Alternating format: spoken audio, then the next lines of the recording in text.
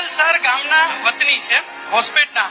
જીવનની અંદર એવી કોઈ આરાધના હતી નહીં અને જીવન તો ચાલ્યા કરે. 2-3 વર્ષ તો આમને આમ જીવન હરસવા ફરવામાં જલસામાં ગયું. એમાં એકવાર હાર્દિક રત્નસુરી મહારાજ, બરાબર ને, હાર્દિક રત્નસુરી મહારાજ પધારે અને એમનું નરકનું વર્ણન સાંભળ્યું. એ વર્ણન સાંભળીને સીટીબેન હલી ગયા કે આવી નરકમાં મારે જવું નથી. ઘરે આવીને રાત્રે સાવકને 2 વાગે જગાડે કે મેરે કો દીક્ષા લેની હે, દીક્ષા આપો. સાવક કે અભી સોને દે, કલ સુબહ બાત કરતે હૈ. સવારે ઉઠીને નણંદે ને સાસુને કીધું કે મારે દીક્ષા લેવી છે અને દીકરો હતો એ વખતે 2.5-3 વર્ષનો, એટલે બધા 6 મહિનાનો. એટલે બધાએ થોડી હસવામાં વાત કાઢી કે બરાબર આ બધું ઠેકાણે કદાચ નહીં હોય એમ. પછી એમને સ્ટ્રિક્ટલી કીધું કે હવે મારા ત્યાં સંસારમાં નથી રહેવાતું અને શ્રાવકે રજા આપી બંનેને ગુરુકુળવાસમાં મોકલ્યા. મેં એમને કીધું કેવી રીતે શક્ય બને, ત્યારે એમણે સરસ વાત કરી છે ને. માન્યું કે આભમાં કોઈ કેડી નથી, એનો અર્થ એ નથી કે સફર કોઈએ ખેડી નથી. આપણા સંબંધો સંકલેશવાળા જોઈએ એટલે માન્ય એ જ માન્યતા પર ચાલવું એવું જરૂરી નથી. શ્રાવકને ધર્મમાં રસ નહીં, પણ એક જ ભાવ કે માને એની પર એટલો પ્રેમ છે કે એને હું દુઃખી નહીં જોઈ શકું. આ સંસારમાં એ દુઃખી થાય એની કરતા તું પ્રભુના માર્ગે જા, તારા આનંદમાં મારો આનંદ સમાયેલો છે. હું જીવનભર એકલો રહીશ, અમે બધા જ રહીશું. એમના નણંદે એટલો બધો સપોર્ટ કર્યો કે દરેક જીવ સ્વતંત્ર છે. ભાભી પરણીને આવ્યા તો શું આખું જીવન આ કસાઈખાનામાં રહી જવાનું? એમને અનુમતિ આપો, આપણે ઘર સાચવી લેશું. આ દીકરાને પણ મોકલો. 9 વર્ષની એની ઉંમરમાં ગુરુકુળવાસ કેટલા વર્ષનો હશે? ચાલો કઈ ગેસ કરો. 9 વર્ષની ઉંમરમાં ગુરુકુળવાસ કેટલો? સળંગ 6 વર્ષનો ગુરુકુળવાસ છે.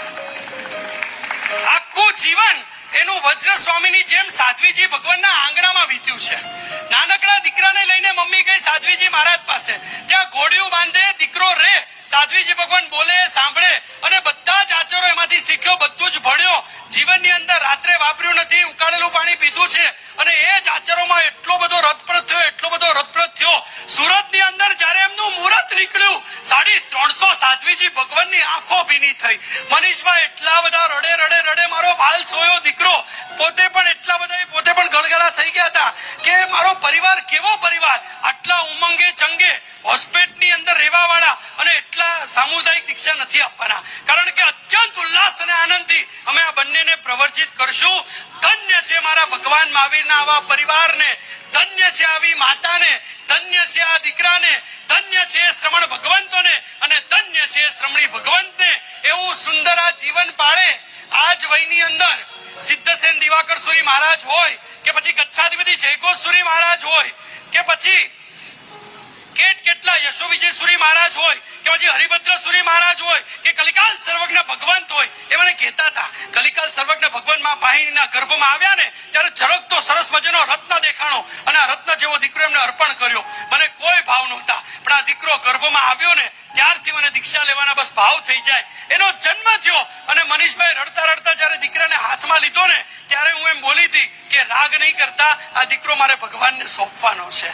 અને ખરેખર હવે આ દીકરો ભગવાન બનવા માટે જાય છે. આ બધા જ પરિવાર માટે એક સરસ મજાની ધૂન અને એક તાળીઓનો તાલ, આપણું સૌભાગ્ય. આવું પરિવાર આપણને જોવા માટે મળી રહ્યો છે.